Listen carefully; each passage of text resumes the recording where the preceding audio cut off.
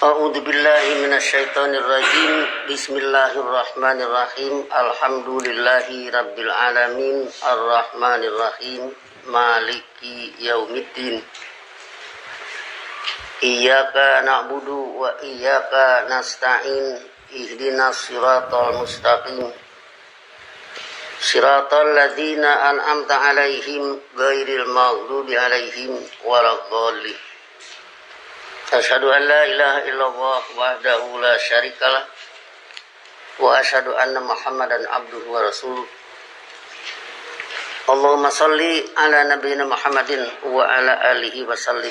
Amma ba'du, ayyuhan nas, usikum wa iyaya bitaqwallah faqad fazal muttaqun. Kesempatan wasiat bertakwa pada Jumat ini, ya mungkin hari Jumat pada akhir tahun 2022.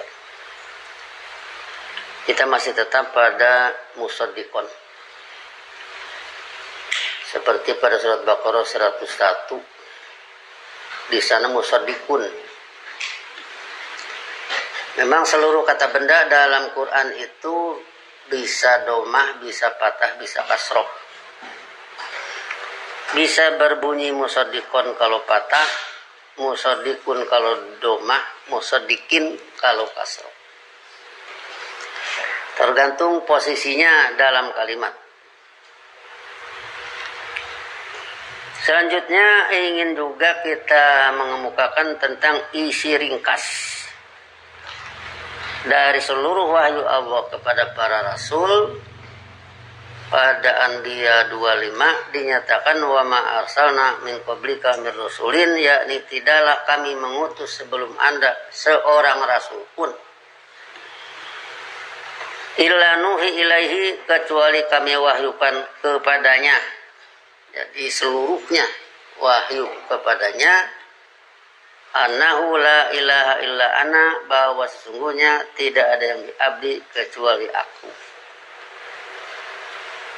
Tidak ada yang diabdi karena kamus yang kita pakai dalam ilahun sama dengan ma'budun yang terdapat dalam kamus Munawwir.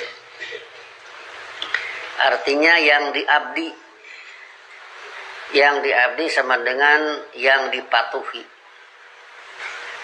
Fa'buduni, ada pembuangan ya, maka hidup mengabdilah kalian menurut ajaranku.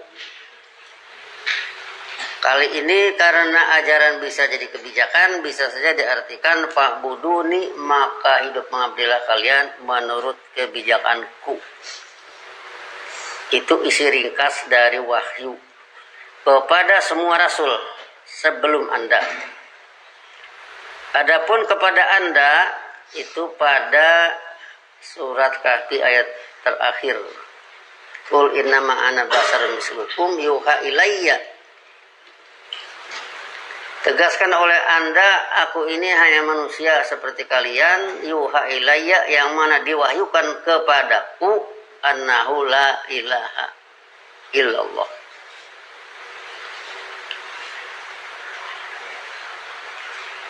Bahwa tidak ada yang diabdi kecuali Allah.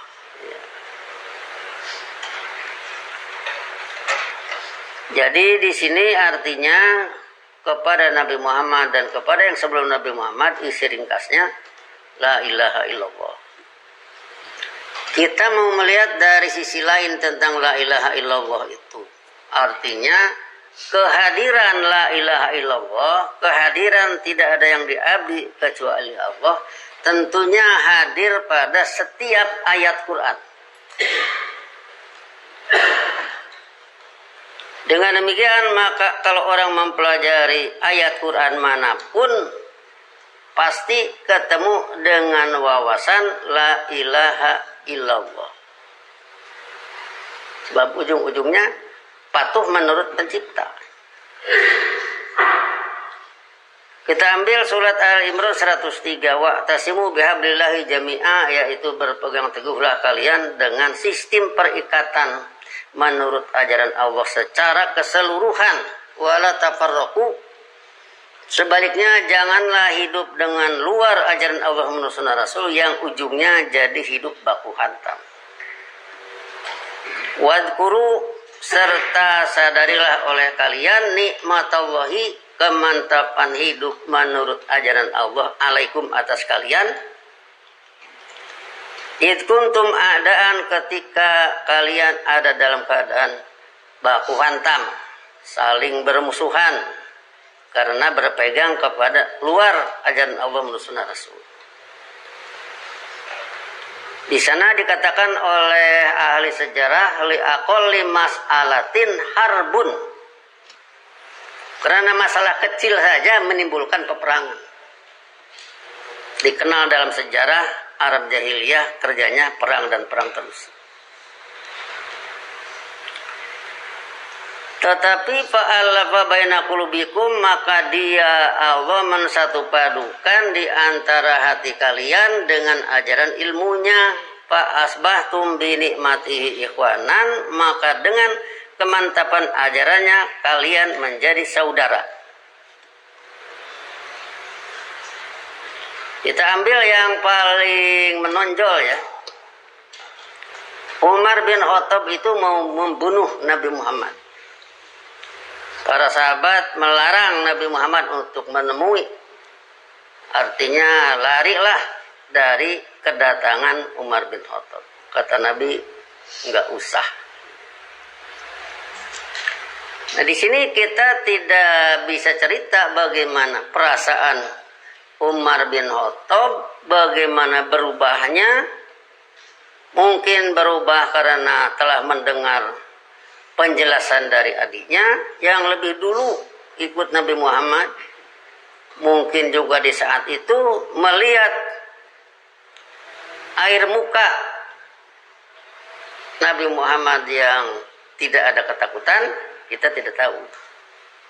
Tapi yang penting di sini fa asbahtum bi nikmati ikhwanan, kalau diterap kepada Umar, fa asbaha Umaru bi nikmatillahi akhon,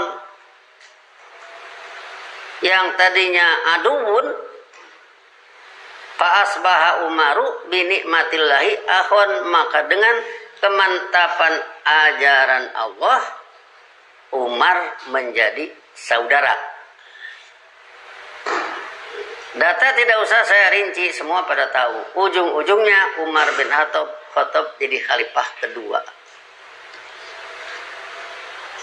Terus Khalid bin Walid ketika perang Uhud masih memerangi Nabi Muhammad. Tapi setelah itu berbalik menjadi, kalau di bahasa Quran kan Pak Asbaha Khalid bin Walid binikmatillahi akhon, maka Khalid bin Walid dengan kemantapan ajaran Allah menjadi saudara. Jadi ini adalah satu data sejarah yang tidak bisa dihapus. Dengan demikian maka di samping kita menggunakan dan membahas bahasanya, apa itu ahun sama dengan saudara, ahun akhwani ikhwanun, tapi di sini kita angkat datanya, benar-benar jadi saudara. Wa kuntum ala safahu berarti minan nari, di mana kalian di saat itu ada di pinggir jurang kehidupan nar. Fa'an qadakum minha, maka dia Allah dengan kepastiannya menyelamatkan kalian dari yang demikian. Kalau ini adalah ancaman masyrik maghrib, blok timur dan blok barat yang ingin menguasai jazirah Arab, masuk ke wilayah jajahannya.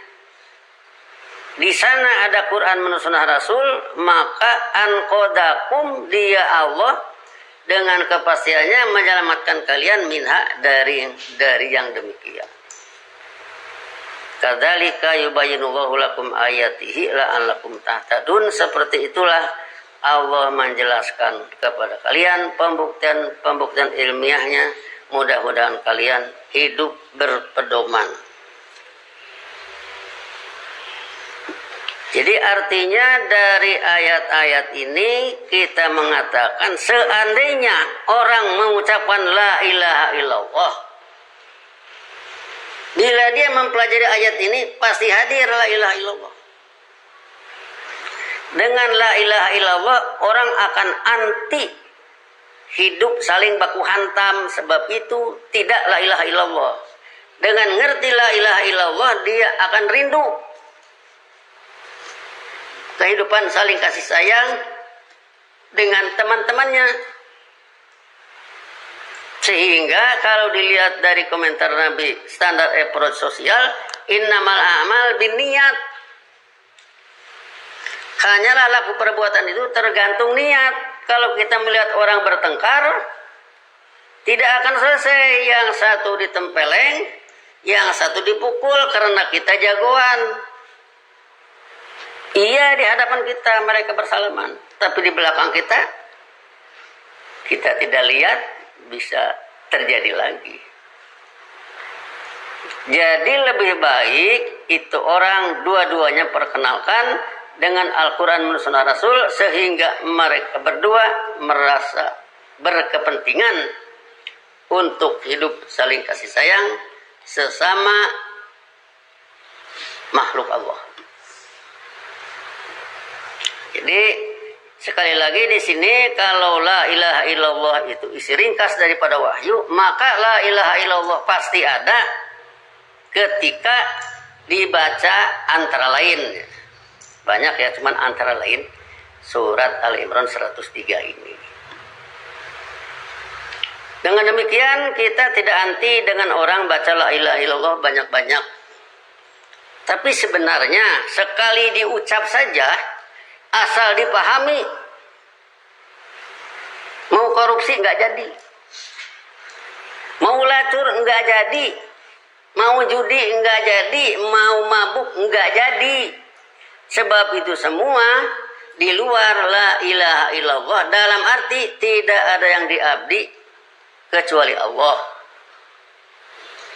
Apalagi kalau ditambah nilai metodis dengan penurunan ajaran menurut sunnah rasulnya. Sehingga begitu la ilaha illallah diucapkan, semangat menguasai ilmu akan timbul. Oh susah, kita orang Indonesia itu bahasa Quran, kures yang bisa. Ya kalau ngomong susah-susah, semua orang naik kelapa susah, bikin mobil susah, bikin bangunan susah, bikin sumur susah. Bagaimana nanti kalau jebur di dalam? Ya kalau susah mulu, ujungnya tidak ada aktivitas. Nah, jadi dalam hal ini maka untuk menjawab kesusahan-kesusahan ini, mari kita masuk ke ruang yang sering kita katakan yassiru wala tu'assiru. Permudah oleh kalian, jangan kalian persulit. Apanya? Segalanya. Tidak bisa nasrif, dituntun saja. Tidak bisa nulis, dituntun saja. Kata kerja yang sulit, kata kerja bengek, buduk, dituntun saja. Nanti kalau sudah bisa mah lari sendiri. Dan ini kita bukan sekadar berteori. Saya membuktikan ini sudah bertahun-tahun. Kadang-kadang seorang anak yang tidak masuk SD saja, tidak masuk SD karena orangnya invalid, ketika zaman di kampung sana dulu, saya ajari bahasa Quran saja, bahasa Inggris malah bisa. Kenapa? Mungkin di benak mereka ini dipermudah. Inilah ruang yassiru wala tu'assiru untuk melayani generasi muda pada khususnya, untuk melayani generasi tua, sebab yang tua pun punya cucunya muda, yang tua pun perlu diselamatkan dan perlu seragam. Apa yang harus dikuasai? Fattaqullaha mastata'tum. Berbuat patulah dengan ajaran Allah menurut Rasulnya apa yang kalian bisa. Kalau orang disuruh mengajar, ini misalnya, muridnya tinggi-tinggi, saya tidak berani. Sudah, jangan dipaksakan. Sebab nanti dipaksakan malah jadi kacau. Itu antara lain. Kemudian, kalau la ilaha illallah juga hadir pada Ali Imran 112, duribat alaihimudillatu aina masukipu, kehinaan akan ditimpakan kepada mereka dimanapun mereka didapatkan, sebenarnya dimanapun mereka berada, illa bihablim minallah wa hablim minannas, kecuali dengan ikatan pertalian dengan Allah dalam arti ngambil ilmu, wa hablim minannas, kemudian ilmu digunakan untuk hubungan sesama manusia. Wa ba'u bighadabin minallah, yaitu mereka kembali dengan murka Allah.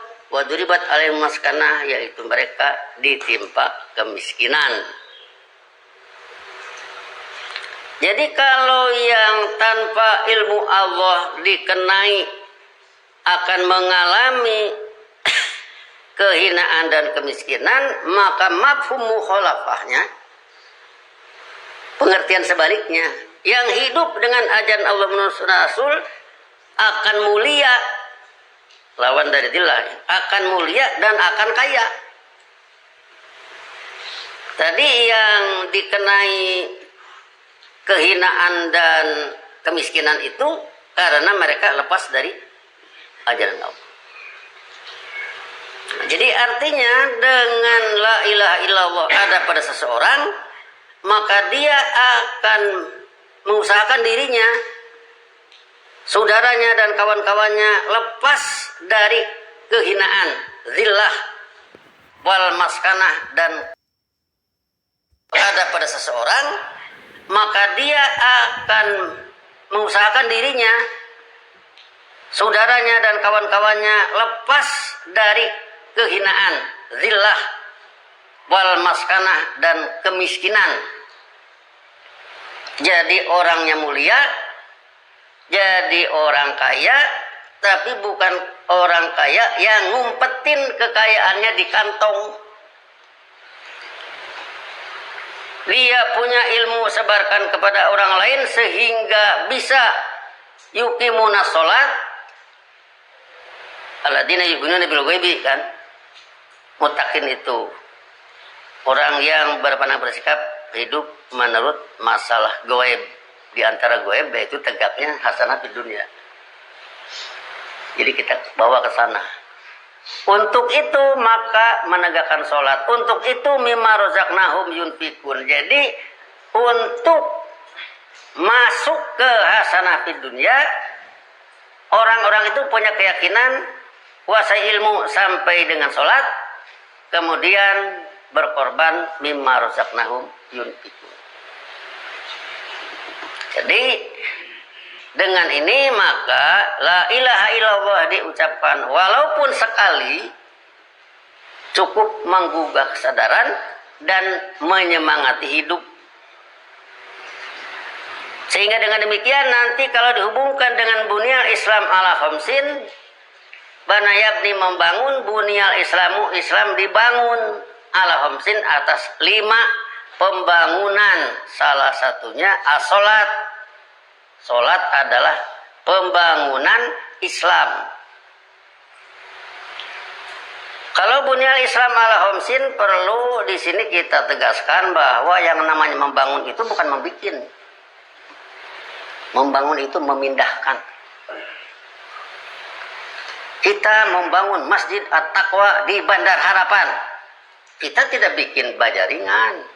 Yang bikin bajaringan itu pabrik di Cilegon. Kita hanya memindahkan dari Cilegon ke Singko, dari Singko ke kita. Ini bukan bikin. Membangun itu bukan membikin, tapi memindahkan. Kalau di masjid ini ada temboknya, berarti ada pasir. Orang Bandar Harapan tidak bikin pasir. Yang bikin pasir itu Allah. Entah waktu itu siapa yang ngangkut, saya juga lupa lagi. Tapi yang jelas pasir ini dipindah dari suatu sungai, dicampur dengan semen batu yang datang dari toko si Engko. Si Engko juga tidak bikin, si Engko itu ngambil dari pabrik. Pabrik juga bukan bikin, memindahkan dari gunung, digiling dan sebagainya. Jadi artinya membangun itu memindahkan. Di sini yang kita maksud dengan pengertian membangun memindahkan, kalau kita sholat tidak mengerti ayat berarti tidak ada yang dipindahkan. Misalkan wa'tasimu bihablillahi jami'an wa la tafarraqu, tetap saja ngotot baku hantam, saya paling benar, dia salah, dia harus hina, aku harus mulia. Fa'alafa baina qulubikum, tidak melihat Quran bisa mensatupadukan, malah cari teori yang lain. Fasbahtum binikmati ikhwanan, tidak mau ikut itu, berarti itu di luar la ilaha illallah. Atau dia tidak memindahkan sesuatu ketika baca ayat itu. Kalau secara kasar bisa kita sebut apa itu namanya, pantomim ya. Pantomim itu orang main layang-layang, talinya nggak ada, layang-layangnya nggak ada, cuman gini-gini aja. Kalau orang berpantomim nyupir mobil, mobilnya nggak ada, setirnya juga nggak ada, cuma dia gini-gini aja. Nah, jadi ini artinya agak kasar sedikit ya, tapi supaya kita pahami bahwa tanpa memindahkan sesuatu maka kita melakukan pantomim. Ini untuk apa? Saya kemukakan ini bukan untuk menghina, demi keprihatinan. Begitu nilai tinggi kok tidak dipindah-pindahkan, sehingga Al-Quran itu berisi bahan-bahan kemuliaan, kita tetap hina. Al-Quran berisi bahan-bahan untuk kekayaan, kita tetap miskin. Itulah keprihatinan kita. Kita kemukakan ada seseorang yang tidak usah saya sebut namanya, dia itu dulunya santri, anak kiai, tukang adan. Begitu bergaul di Jakarta, katanya bergaul dengan orang-orang tertentu yang ujung-ujungnya dia anti adan, anti sholat, anti Islam. Bahkan dikenal dalam sejarah senang membunuh orang Islam. Ini kan keprihatinan. Kalau dia tukang adan, pasti mengucap hayya alal falah. Coba diartikan, mari mencapai kemenangan. Yang menang siapa? Diusut. Kalau dalam sholat itu yang menang Allah, yang kalah setan. Wallahul ghani wa antumul fuqara. Allah itu kaya, kalianlah yang fakir. Kalian siapa? Sayatin itu kalian. Nah, jadi di sini artinya keprihatinan kita. Kenapa tidak ditukik, diperdalam tentang al-Islamu ya'lu wa la yu'la alaihi?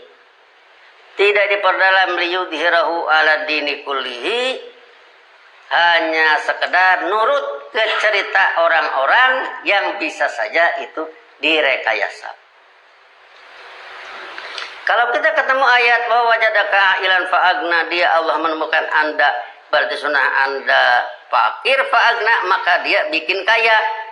Tapi cerita yang muncul kita, Nabi Muhammad menggadaikan baju besi ke orang Yahudi. Bisa terjadi? Ya bisa aja. Kalau memang terjadi bisa saja kan. Bisa kan miliarder, ya kan? Naik kapal pesiar. Kapal pesiarnya karam. Dia terbengkalai di suatu pulau. Bisa jadi kelaparan dia. Wah, mustahil, masa orang kayak kelaparan? Ya kalau seperti itu bisa terjadi. Bisa saja. Cuman kenapa kok cerita itu yang muncul?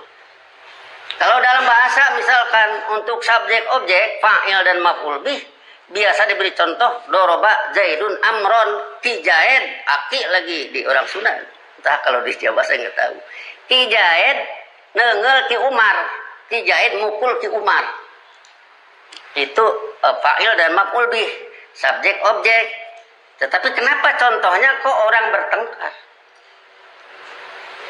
Kenapa tidak ahabba Zaidun Amron?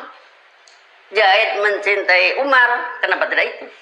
Ya kita tidak tahu lah, itu cerita orang. Tapi sekitar itulah permasalahannya. Sehingga dengan demikian maka ingin kita perdalam seluruh persoalan ini, mudah-mudahan kemelut yang ujung-ujungnya salah menyalahkan antara satu bangsa dengan bangsa yang lainnya, yang ujungnya jajah menjajah karena mereka yakin bahwa itu orang itu sama dengan kasarnya sesat semua, kamilah yang bisa kaya. Kira-kira begitulah bahasanya.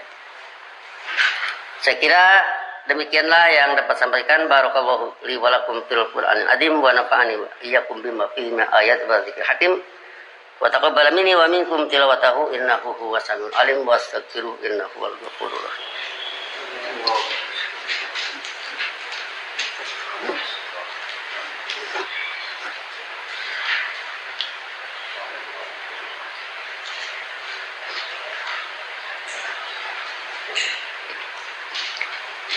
A'udzubillahi minasyaitonirrajim. Bismillahirrahmanirrahim. Alhamdulillahilladzi wa'ada alladziina amanu wa 'amilus solihati minhum maghfiratan wa ajran 'azima.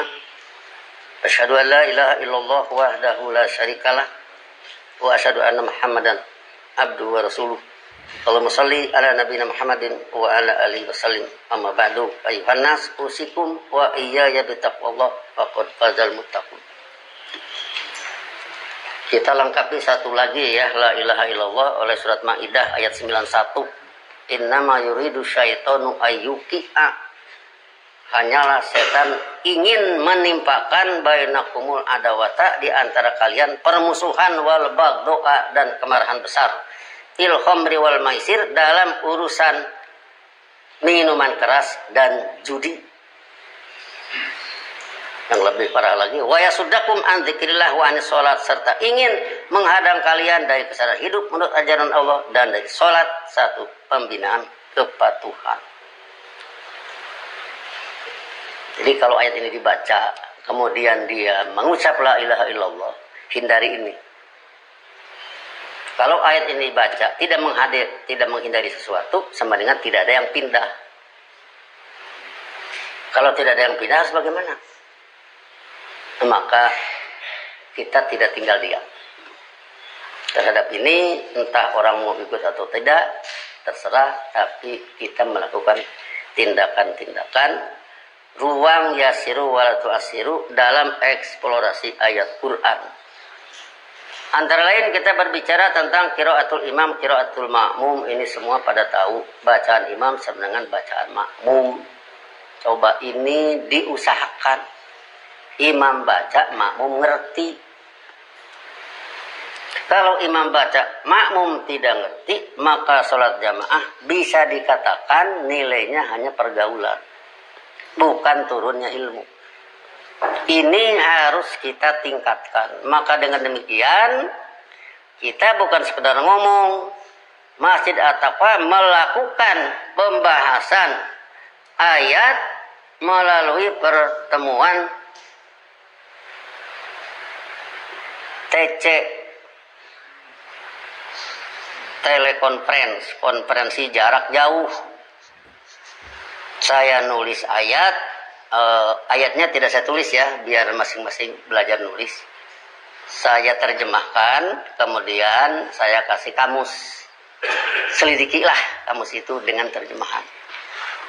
Kemudian di bawahnya diberi latihan-latihan, supaya kayak tadi, kalau di dalam Quran ada fa asbahtum bi nikmati ihwanan, maka kita bisa membuat kalimat fa asbaha umaru bi nikmatillahi akhon, fa asbahat khadijatu bi nikmatillahi uhtan.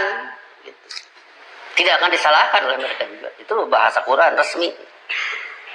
Nah, jadi seperti ini kita melakukan, terserah orang mau ikut atau tidak, tapi itulah keyakinan kita.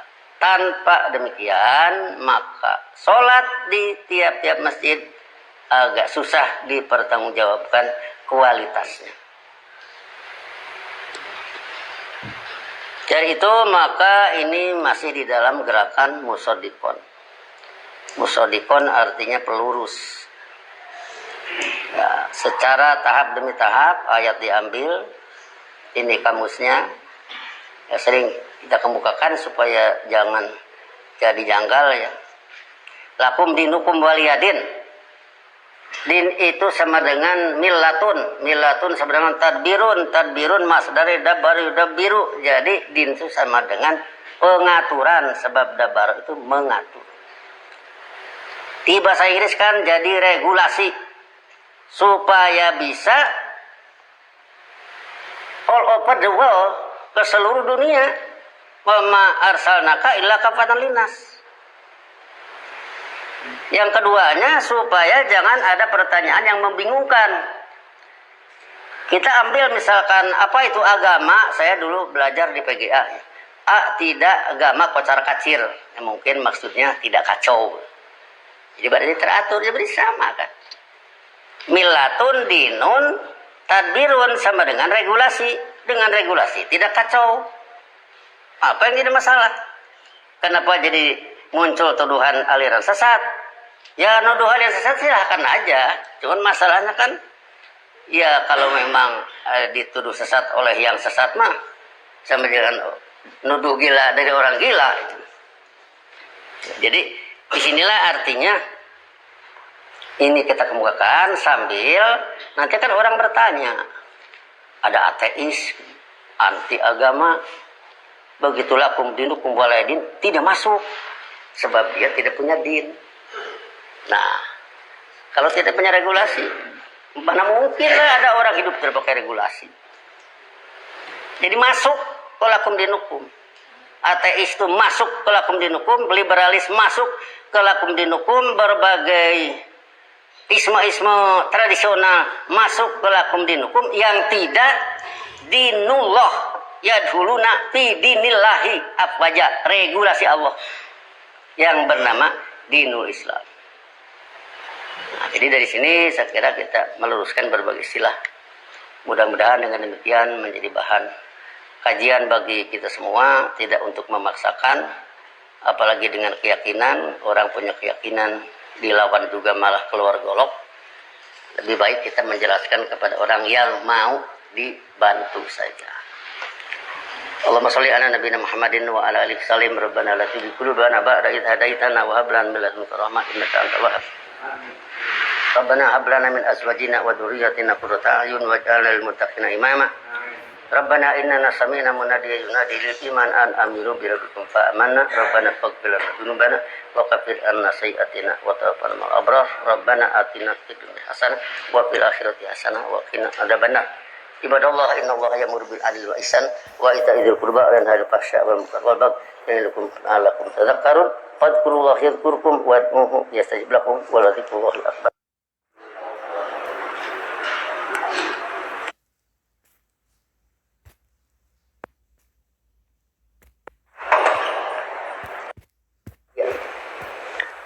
Oh, dari jannah ya. Salat surat Kahfi 110 bunyinya qul innama ana basyarun mislukum yuha ilayya annama ilahukum ilahu wahid. Bukan ilallah tapi ilahu wahid. Surat Kahfi surat 18 ayat 110 ayat terakhir. Demikian supaya diperbaiki. Assalamualaikum.